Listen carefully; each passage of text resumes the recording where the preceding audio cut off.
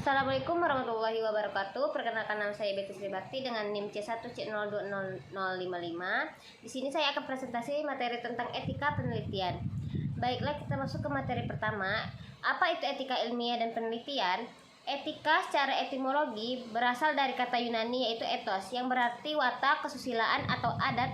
Dan menurut K. Barthes, etika adalah nilai-nilai dan norma-norma moral yang menjadi pegangan bagi seorang atau kelompok dalam mengatur tingkah lakunya.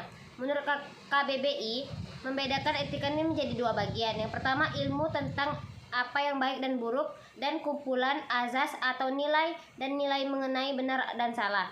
Di sini terdapat dua macam etika, yaitu yang pertama etika deskriptif. Etika yang menelaah secara kritis dan rasional tentang sikap dan perilaku manusia serta apa yang dikejar oleh setiap orang dalam hidupnya sebagai sesuatu yang bernilai. Artinya, etika deskriptif berbicara mengenai fakta secara apa adanya. Yang kedua ada etika normatif. Etika normatif adalah etika yang menetapkan berbagai sikap dan perilaku yang ideal dan seharusnya dijalankan oleh manusia dan tindakan apa yang bernilai dalam hidupnya. Masuk ke prinsip-prinsip etika penelitian.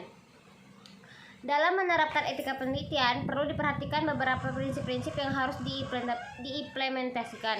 Menurut Belomon dikenal 3 prinsip utama etika penelitian diterapkan oleh para peneliti, yaitu pertama ada manfaat. Manfaat dalam menerapkan prinsip azas manfaat tersebut antara lain adalah untuk mempertimbangkan rasio antara manfaat dan risiko yang akan dibebankan pada peneliti itu sendiri.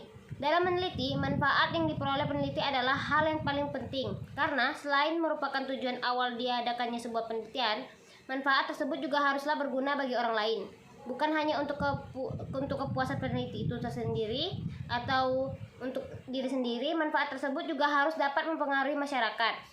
Selain manfaat, risiko juga menjadi hal yang harus ditanggung oleh peneliti. Peneliti harus mampu berpikir secara kritis dengan risiko yang akan diterima agar tidak menjadi beban yang berat sehingga menghalangi kebebasan sang peneliti untuk menyelesaikan penelitian yang dijalankan. Masuk ke prinsip yang kedua, yaitu menghargai sesama. Hak yang dimaksud adalah hak untuk menetapkan diri dan hak untuk mendapatkan penjelasan yang lengkap. Hak untuk menetapkan diri ini yaitu peneliti memiliki hak untuk memutuskan dengan sukarela apakah ia ingin berpartisipasi dalam suatu penelitian tanpa berisiko untuk dihukum ataupun dipaksa. Hal ini juga berkaitan dengan eksploitasi kepada kebebasan yang dimiliki seorang peneliti. Masuk ke prinsip yang ketiga, yaitu hak keadilan. Selain hak untuk mendapatkan keadilan dan kebebasan yang diperoleh oleh seorang peneliti, peneliti juga harus mampu memperlakukan orang lain dengan baik dan membuat penelitian tersebut memiliki manfaat yang merata kepada setiap orang dengan tidak merugikan pihak lain ataupun masyarakat yang terlibat maupun yang tidak terlibat. Masuk ke materi selanjutnya, yaitu peranan atau fungsi etika penelitian. Etika penelitian memegang peranan penting karena berhubungan dengan kata tata krama dalam berasosiasi, sama halnya dengan pengumpulan data secara tidak langsung atau pustaka. Kita membutuhkan sumber atau kutipan data yang kita ambil untuk menghindari penyebutan plagiat. Disinilah pentingnya memperhatikan kode etik dalam melakukan penelitian. Tentu etika sendiri memiliki beberapa prinsip yang perlu ditekankan, seperti prinsip menghargai orang lain, mulai dari persetujuan untuk dijadikan sampel dan menghargai setiap keputusan mereka, juga menjaga kerahasiaan mereka. Etika di sini sebenarnya terlihat mudah dilakukan, tapi kita sering kali acuh terhadap hal-hal berikut sehingga menimbulkan ketidaknyamanan atau persoalan etika. Etika penelitian juga berlaku bagi kita dalam berbisnis, agar hubungan dengan orang lain terjamin dan tidak ada dirugikan. Beberapa contohnya yaitu kepada responden, kita perlu meminta izin dan menjelaskan tujuan dan manfaat dari penelitian tersebut. Yang kedua, kepada klien, menghargai keinginan klien. Yang ketiga, kepada klien peneliti, menugaskan asisten ke tempat yang aman, juga memberi fasilitas lain yang membuat asisten merasa aman, juga memberi pelatihan. Yang keempat, dari klien, mungkin terjadi seorang klien menugaskan kita sebagai peneliti untuk mengubah atau menghilangkan hasil analisis data yang merugikan. Apabila kita menuruti kemauan mereka, maka ini merupakan perilaku tidak etis. Masuk etika memiliki peranan dan fungsi diantaranya yaitu ada 5. Yang pertama, dengan etika, seseorang atau kelompok dapat mengemukakan penilaian tentang perilaku manusia.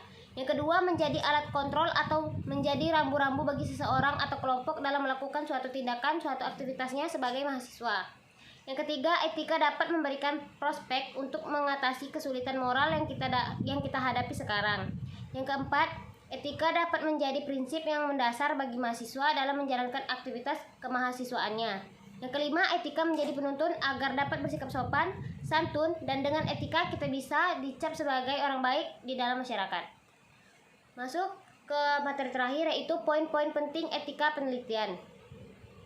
Ada beberapa poin penting dari etika penelitian, terdiri dari 17 poin. Yang pertama ada etika mencakup norma untuk berperilaku.